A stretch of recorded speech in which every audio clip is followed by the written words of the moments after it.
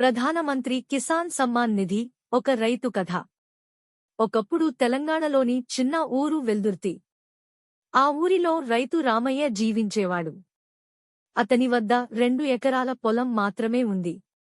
వర్షాలు సరిగా పడకపోతే పంటలు బాగా రాక అప్పుడప్పుడు అప్పులు చేయాల్సి వస్తుంది. ఎంత కష్టపడ్డా ఇంటి ఖర్చులు, పిల్లల చదువులు చూసుకోవడం అతనికి పెద్ద భారం అయ్యేది. ఆ తర్వాత ప్రతి 4 నెలలకొకసారి వచ్చే సాయం రామయ్యకు పెద్ద తోడ్పాటుగా మారింది.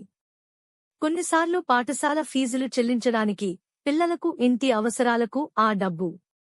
రామయ్య భార్య లక్ష్మి ఆనందంగా, ఇకపైన డబ్బు కోసం అప్పుల వైపు చూడాల్సిన పనిలేదు. ఈ యోజన నిజంగా రైతులకు వరం అని చెప్పింది. క్రమంగా గ్రామంలోని ఇతర రైతులు కూడా ఈ పథకం వల్ల లాభం పొందుతారు. ఎవరికీ అప్పుల భయం లేకుండా పొలాలను చూసుకోవడానికి ధైర్యం వచ్చింది. కొత్త సాగు చేయాలన్న ఉత్సాహం పెరిగింది. ప్రధానమంత్రి కిసాన్ సమ్మాన్ నిధి యోజన వల్ల రామయ్య లాంటి చిన్న రైతుల జీవితంలో వెలుగు వచ్చింది. ఆయన తరచూ ఇలా అన్నాడు, ఇంతవరకు రైతు అనగానే కష్టాలు గుర్తొచ్చేవి. ఇస్తోంది.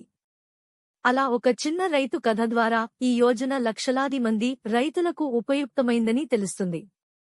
ఇది కేవలం ఆర్థిక సహాయం మాత్రమే కాదు, రైతులకు ఆత్మవిశ్వాసం, భద్రత, భరోసా ఇచ్చే ఒక పథకం.